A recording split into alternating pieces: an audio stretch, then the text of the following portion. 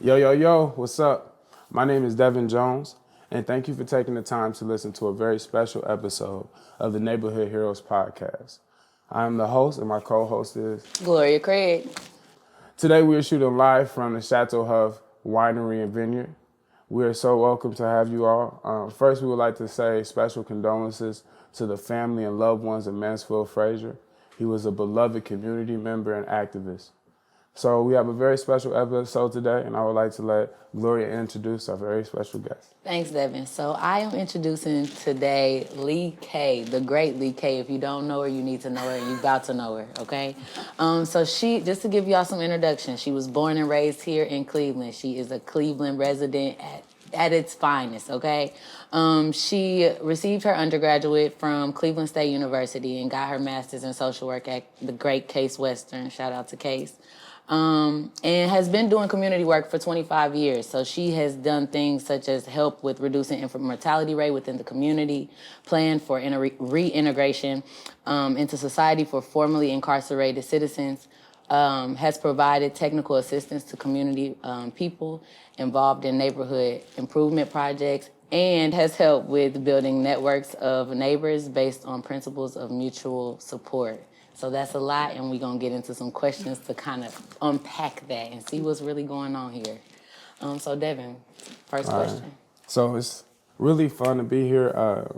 I think our goal is to talk about community and the spaces of community. So first, a lot of people may not know you, and this is an introductory question, if you will. How has your upbringing impacted your work with communities and working directly with people within the community? How's my upbringing impacted that? Well, community has always been a part of my life. I was raised in a pretty tight neighborhood, and my family is tight.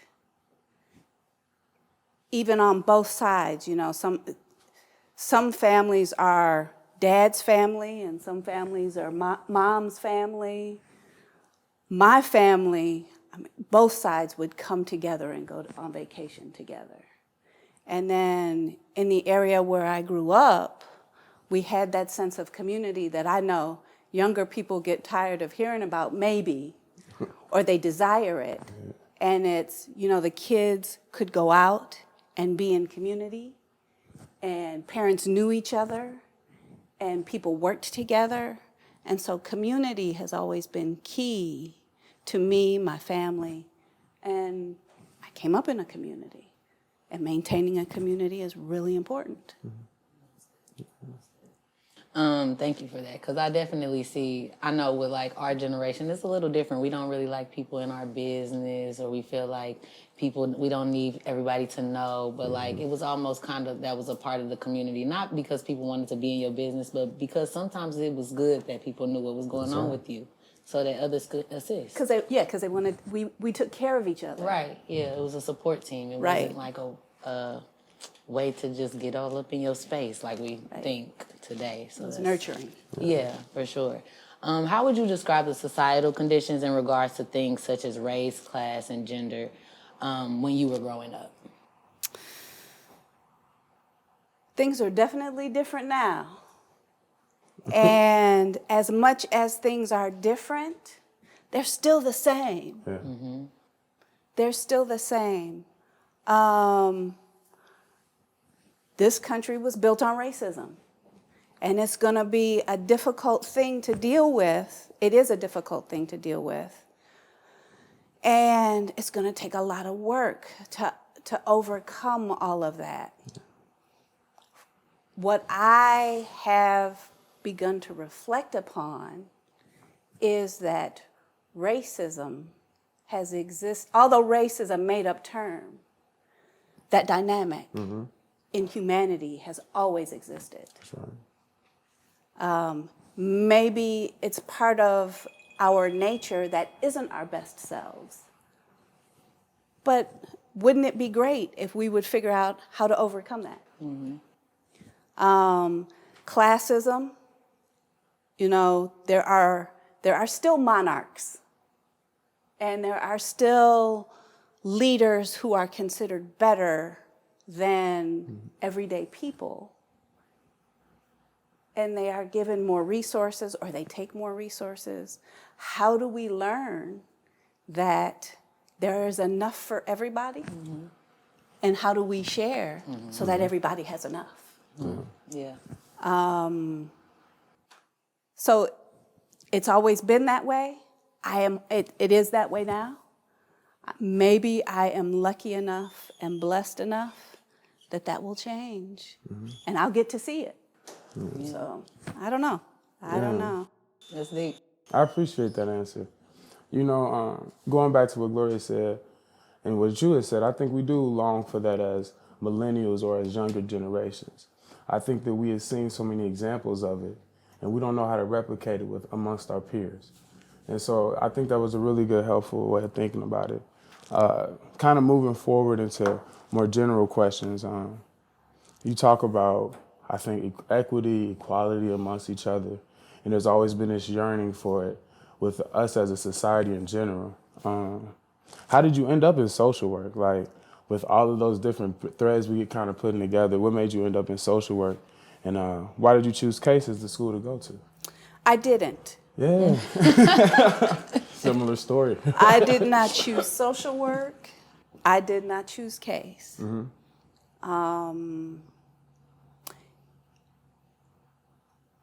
It's a blessing that when those kinds of blessings show up, you lean into them. Yeah. My undergrad is in psychology. I always thought parapsychology was interesting. We are holding this interview a week before Halloween, which is my favorite holiday. And understanding people has always been interesting to me. So after I got my undergrad, it just happened that my jobs ended up being in the field of social work. And I'm not going to say they were easy. They were interesting. And I continued to grow. And I had good mentors and guides where I was working. And so at the time, I was working at the Housing Authority, and the dean of MSASS was the evaluator for the program. And her interns or some of her students were working with her. And I remember the day sitting at a desk in a room with them, and they were having a conversation. And I was trying not to listen in because it wasn't my meeting. That's right. And they, you know how when someone laughs in a room, you look up, and they were looking at me. And what it was is they were having a conversation about how I would be a great candidate for MSASS. And when the dean recruits you, what do? You gonna go. You gonna go. And so that's how I ended up at CASE. It was just the road that opened up that I followed. Nice. I'm glad I did. For sure, for sure. And we can all speak to, like, I know we all have different experiences, but there's that piece where we weren't really planning to be in social work. Right. Like, one day we'll have to tell you about how Devon ended up at CASE, because it's a really interesting story. Yeah. I look forward to hearing it. I would look forward to hearing it. A small tidbit, because we're not going. I didn't even know it was social work school. So, He didn't know to the day of orientation. that's right. That's right. Because I went for community practice. And so I just love working with people in community building. And so it wasn't until I heard some of our colleagues and classmates talking about their specialties. And so I'm like, well, I need to find something more specific. And so I ended up at CASE because I didn't understand the other schools and the importance of picking the right school. Okay. And so. Okay. So is it you? Yeah. So the next question is, what was your first experience working within communities? Your first, like, moment where you was like, okay, community organizer, I am that person, or... So in my intro, we talk about I have been doing this work for 25 years. If I talk about my working community, I was 14 years old. Okay. Yeah. My father, for a while, was a single parent. And back then, childcare was not as widespread. And there was not evening childcare. And he was a community builder in the Black Catholic Church. Yeah. So he would take me to work with him. And so I would be at community meetings at the Catholic diocese in the evening, helping with signing people in and helping the elders get their plates and listening to the conversations and taking notes and holding relationships with people. So I was doing community work as a teenager. Yeah. And so it's one of those wonderful things that when you learn to do something that young, and it's good to you, you keep on doing it. And you created amazing business and so many other things. It has ended up being much of not just what I do, but who I am. Yeah. That's beautiful. So, like you said, you had created an amazing business from this yearning to work with communities and work directly with people. And so the mission statement of your business is to help talented, caring people find balance and satisfaction in their lives. Let me say that one more time. Okay.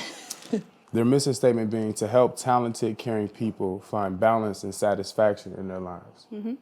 So I always ask people when they have a really profound mission statement, how did you come up with it? Was it an experience? You didn't? I didn't. You had a consulting company come up. No, I didn't. I have a business partner, and he is fabulous. Yes. And I know he's fabulous because I thought he was fabulous before he became my business partner, because he's my husband. Yes. All right. We met at work.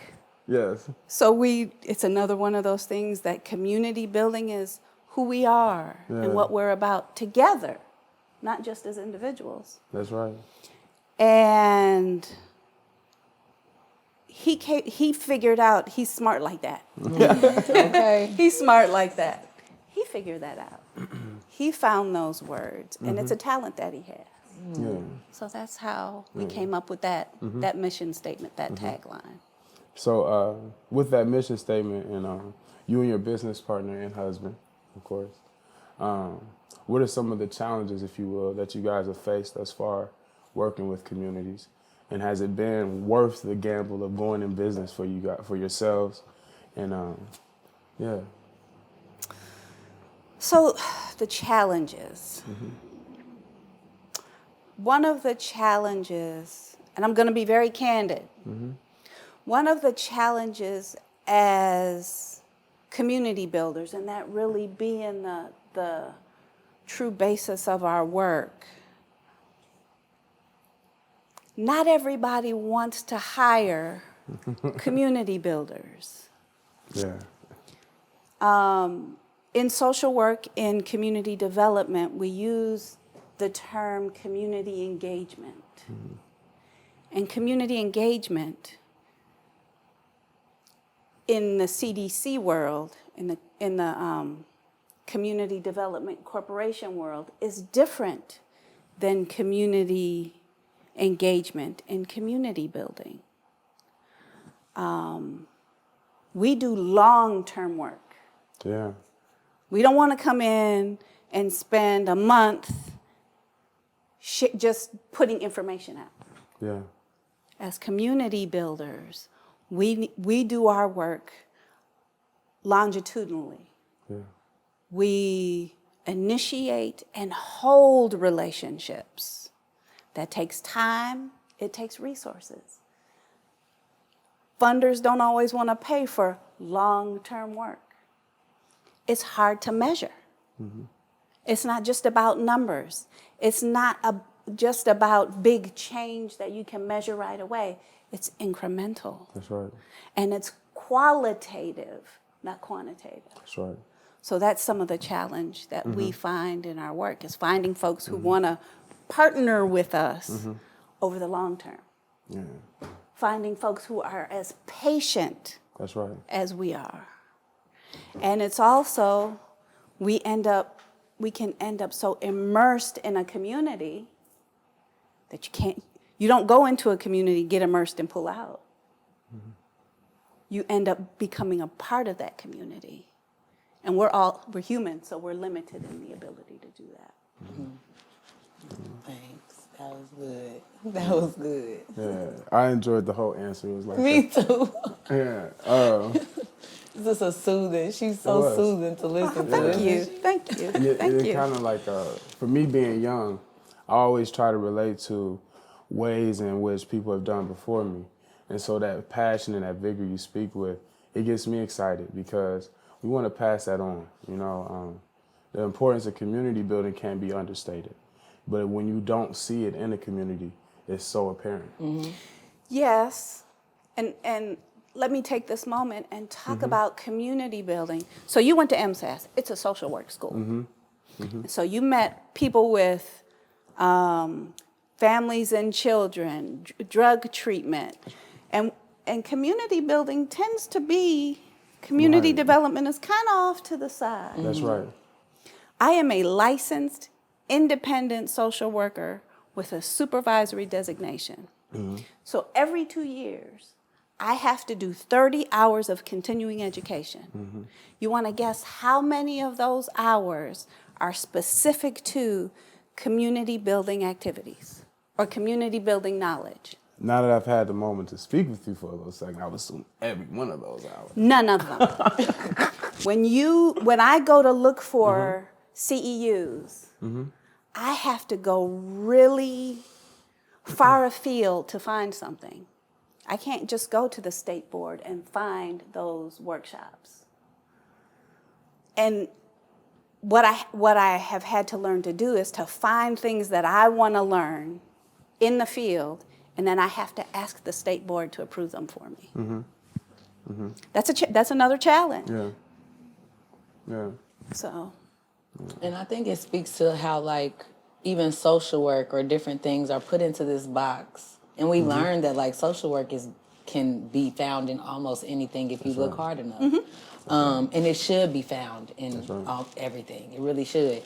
And so, like, to the point about community and building community, I feel like Devon and I are in the space now where we're trying to figure out, like, we're trying to build that community that can really address things long term, as you're talking about, because I think one thing I've learned is a lot of the things put in place are not necessarily going to address long term things. It's only like a short term, very Band-Aid approach. It feels like a Band-Aid. I'm going to put it on and it'll feel better right now, but in the long haul, did it really help the healing process? And maybe it did a little bit, but not necessarily to where it won't happen again. I might need that Band-Aid for the same exact wound again because it wasn't actually addressed how I needed it to be addressed. So, that was just something I was thinking about. What you said. It's on me. And we are kind of already talking about this, but the question is, what made you start your own business instead of being employed by an organization? It was another magical moment.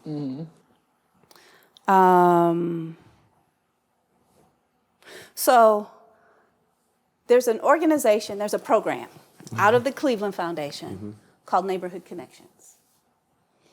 And I was very lucky that I got connected with Neighborhood Connections very early in its life. When it was launched, I was connected to Neighborhood Connections.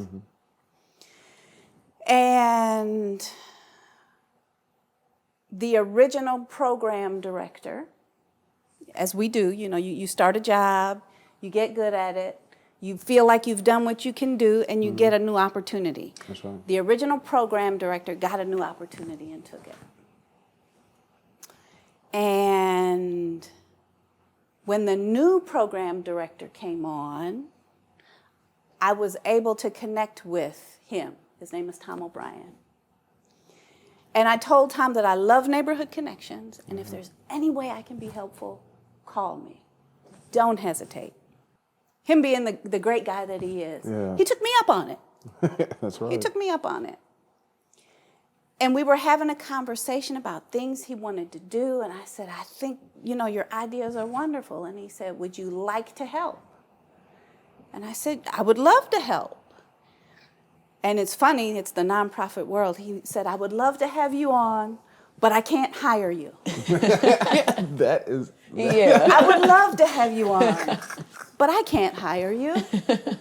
And I said, well, what do? He said, I can bring you on as a contractor. I said, I can come on as a contractor. Which means that, I'm not an employee of the organization or the agency. I'm independent. That's right. And I had a contract with Neighborhood Connections for more than 10 years. And after the first year, I realized if I'm going to be legitimate in this work, I need to start a business. I need to go ahead and incorporate, or else I'm not being responsible for myself. And even giving Neighborhood Connections all that they need to function. So I did the paperwork and I started a business. You gotta put the paperwork in. Yeah. Put the paperwork in. And so bringing up Neighborhood Connections, that was the first place I had my internship when I moved here. And I think that the story you told is the kind of a transformative story. And I think that is the type of experience you kind of have with organizations similar to Neighborhood Connections and Neighborhood Connections specifically. With community building and all of that, I think it changed my life because when I first moved to Cleveland, I was swelled with misconceptions by people who lived here and people who lived outside of Cleveland.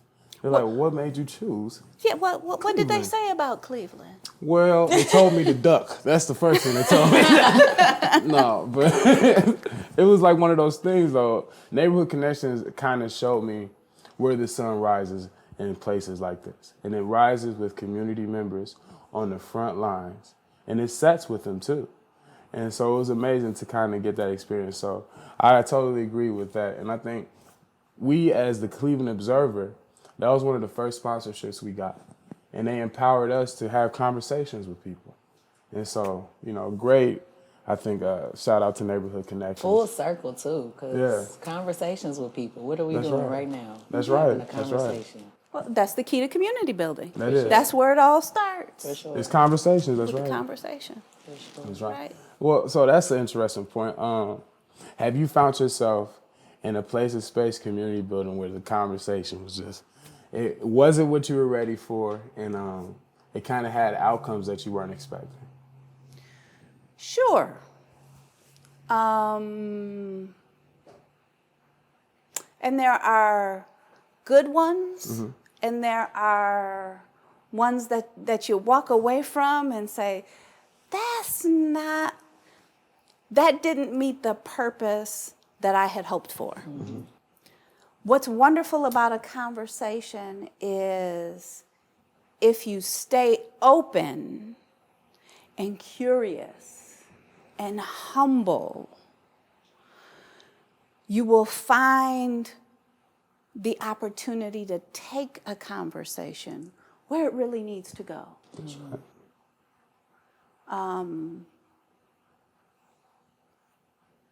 You can have an agenda for your conversation. And just a few words, just a phrase can shift your agenda, and you have a choice point, either making the conversation more and better, or you can decide to stop the conversation and not continue and not move forward. And that's okay.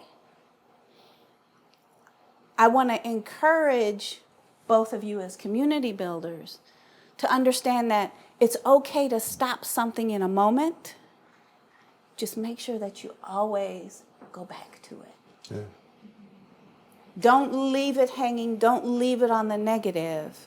Don't chew on it and end up regretting not having gone back. But go back. And again, in openness, in curiosity, and in humility, try to have the conversation again.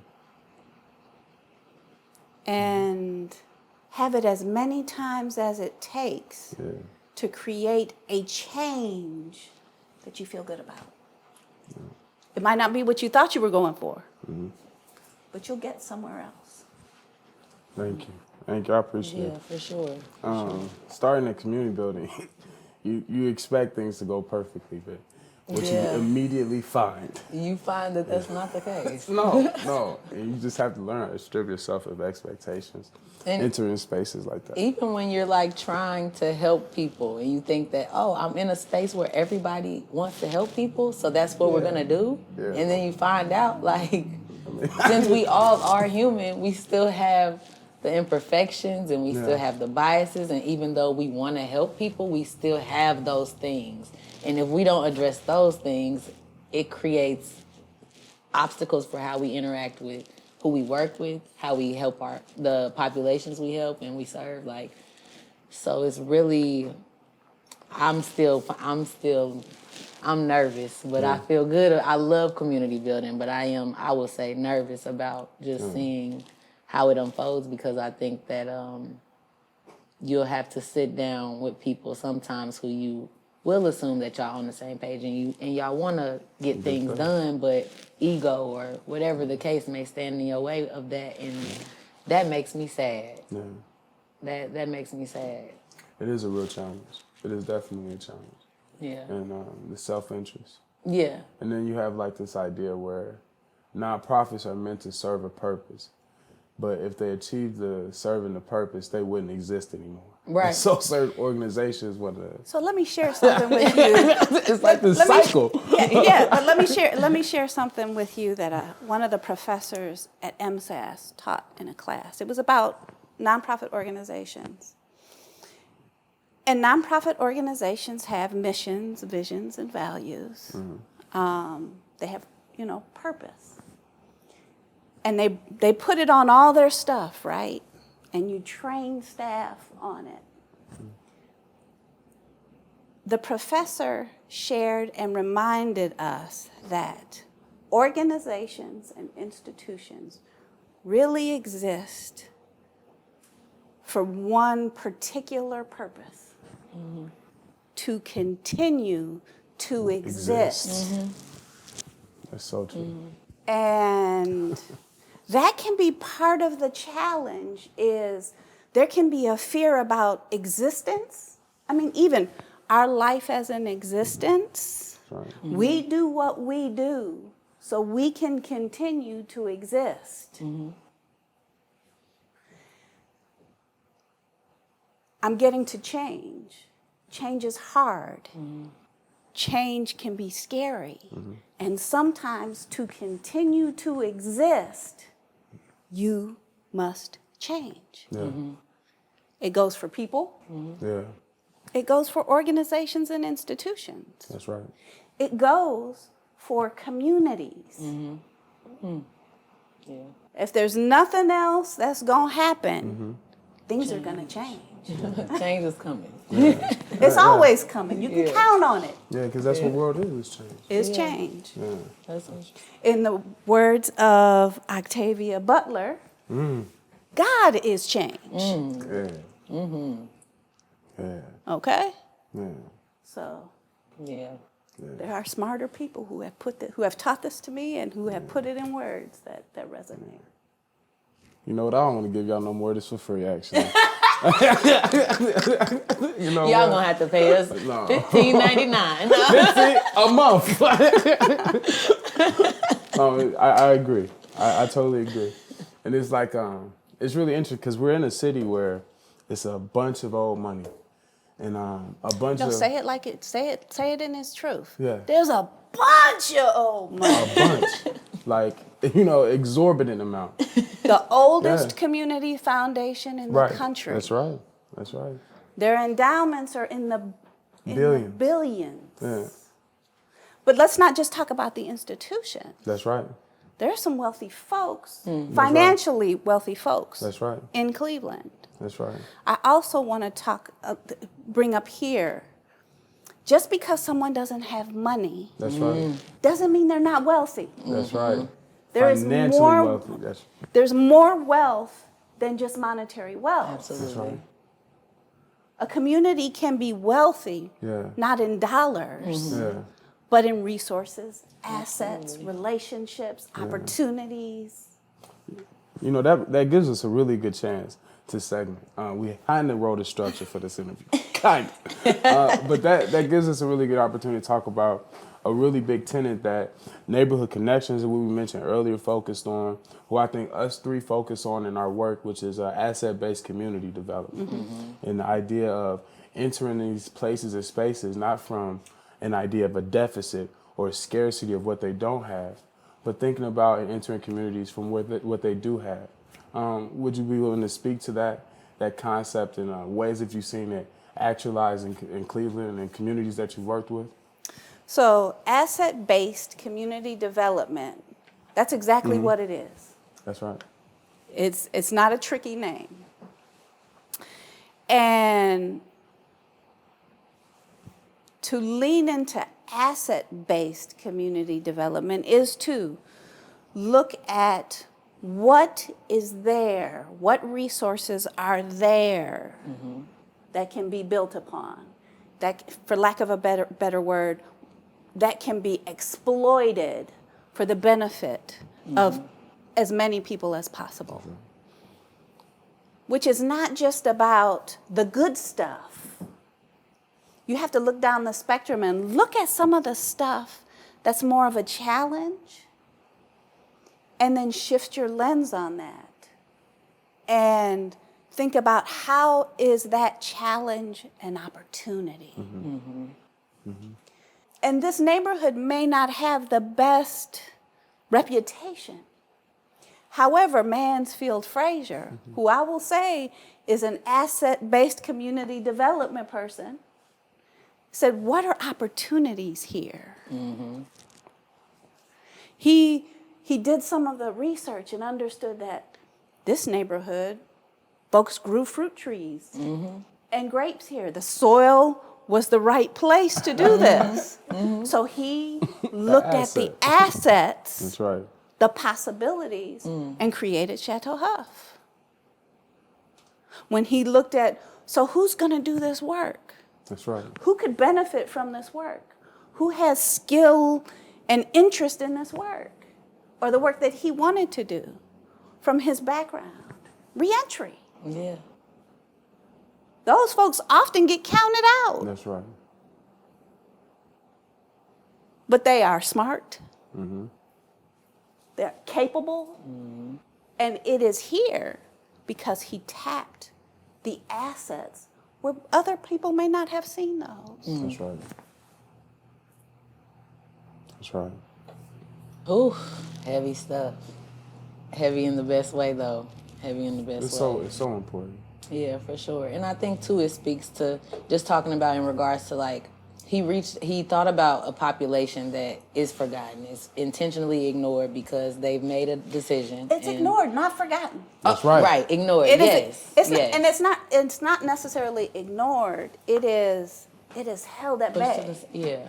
Set aside. It's ostracized. You know, you end up with a felony. There's a whole bunch of stuff you can never ever do. And go. Yeah. And go. Although you may be the best candidate for it, you can't do it. Yeah, and they don't care if it happened when you was a kid or what was going on around you, your environment, any of that, whether you had money at the time, whether you didn't. Yeah. And we all know that these things do play a part in all of that. So they don't think about the human resilience of an individual who has gone through a system like the penal system, That's right. which can crush you, destroy you. That's right. And to come out of that whole, is that not a talent, a skill, a capacity? Yeah. for sure.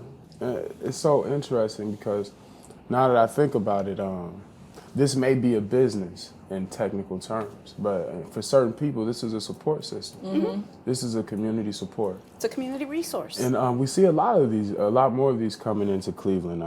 I guess like social enterprises geared to address a problem within our communities. I want to shift and ask you a question about some really important work with the issue of Cleveland and its infant mortality. And I seen you did a lot of work with that. And so I wanted to ask you about community supports. in ways that not necessarily businesses per se, but ways that communities are addressing this, because this is something that a lot of people don't know. And as a black male, we often don't understand this problem from the support system basis. We only see it from the outcome. And so, can we speak to that? So I was doing infant mortality reduction work back in the 1990s. So things happen in cycles. Yeah. So back in the 90s, and I'll say that infant mortality reduction work has been happening for decades. And so in the last 5 or 6 years, we've come back to it. I don't believe the numbers have ever gotten any better. Cleveland continues to have an infant mortality rate that aligns with third world countries. And the children who are, the families that are impacted most are Black, are Hispanic, children of color. I'm going to go ahead and say it. It's a race issue. Yeah. It's a race issue. And I believe it is one of the many issues that we put together programs, we resource programs and clients. However, being a community development social worker, I believe the answers are really partly individual and partly community. And I'm not saying that institutions and businesses aren't part of a community, but those things cannot determine the best way for a community to act. They don't have they can't really have a good solid understanding of where the opportunities, where the struggles are in a community, unless they are listening and engaging and working directly with the community. So this is literally one of those problems where institutions and all of their cycles cannot change this, cannot break this. This is where the resources are needed, but the application is from us. Right.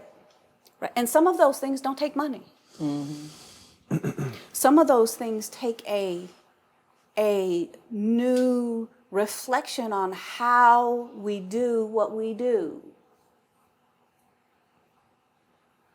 what we decide to value, how we decide to be together, how we decide to support each other.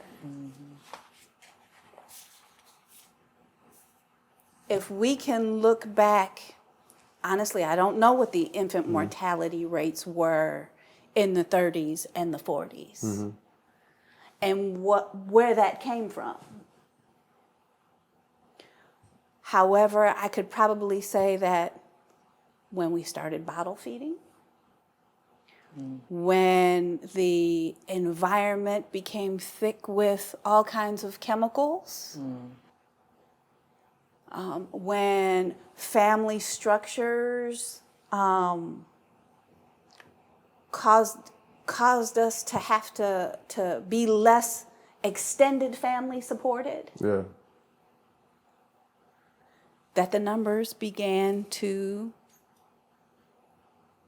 get worse or change. I'm not against historical knowledge, but we still have to teach people, we still have to teach parents, sleep your baby on their back.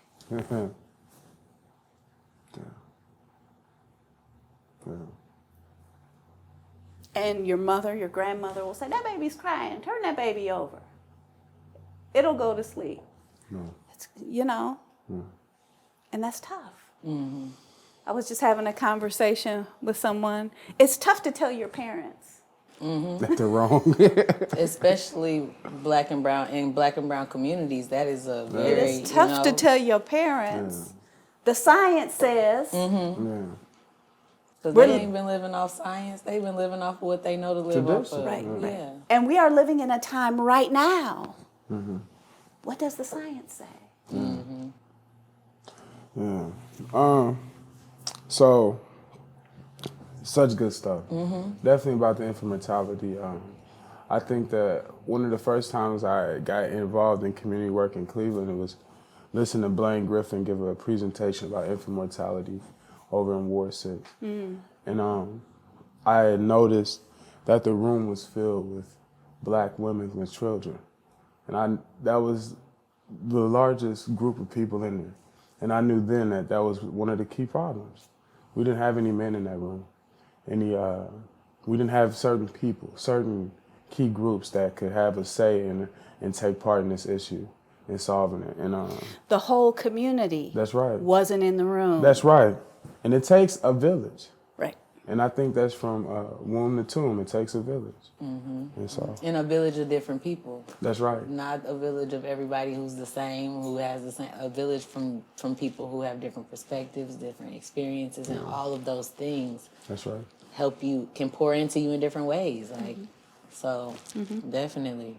So, you're right. You have one more question, or? Yeah, no, I was going to start the closing. What were you about to do? So we were just talking about reentry. That's right. So what are some ways that you've gotten involved within the reentry work within Cleveland? What has that looked like? Some of the advocacy that you've done around that? That's a good question.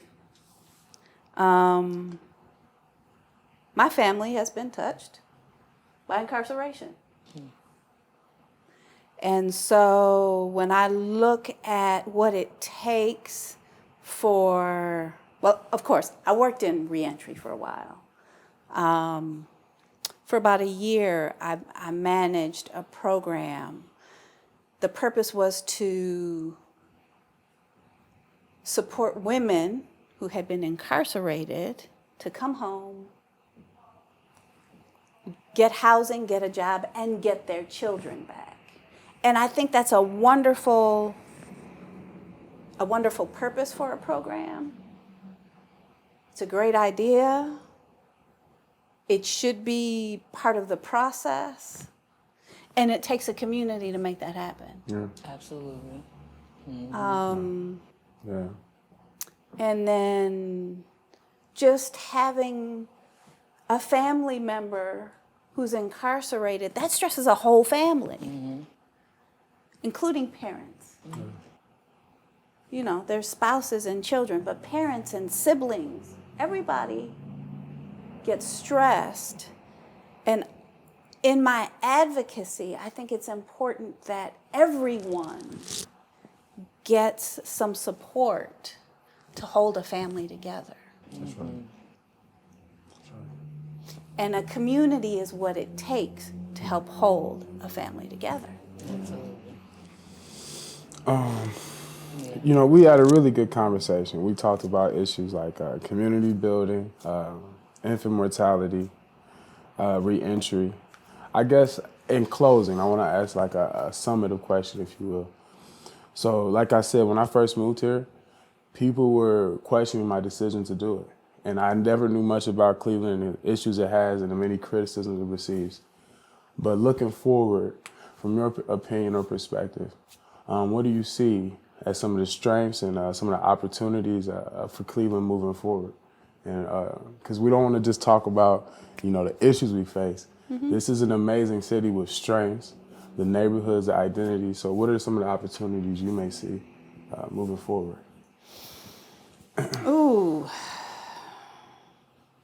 The thing that I carry for Cleveland right now, one of the disparaging nicknames is the mistake on the lake. I've never even heard that one. How mean? Oh, yes, Cleveland has been called the mistake on the lake.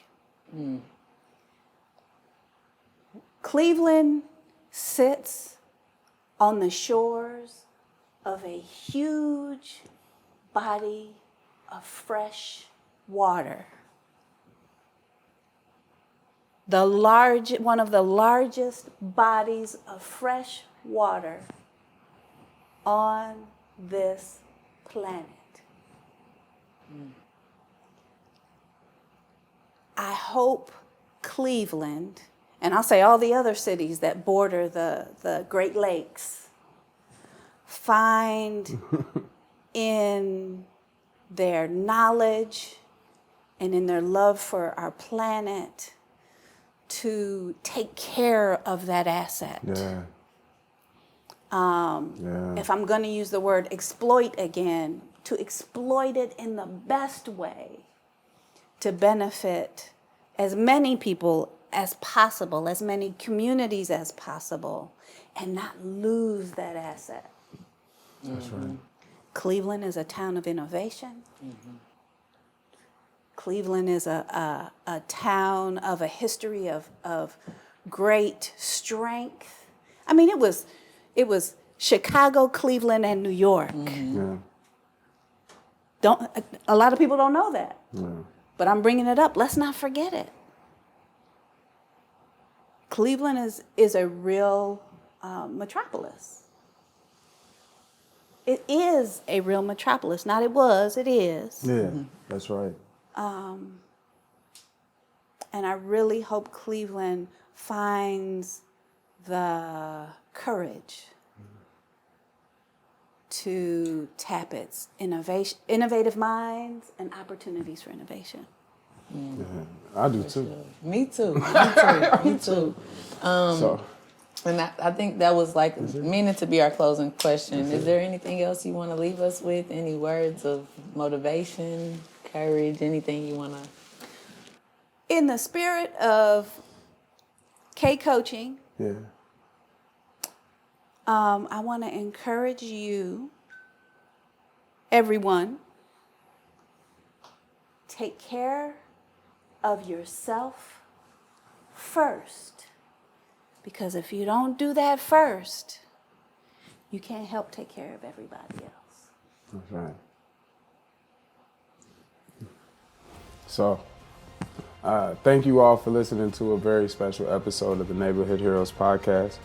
I'm your host, Devon Jones. And I'm co-host Gloria Craig. Thanks for tuning in. And thanks for having me.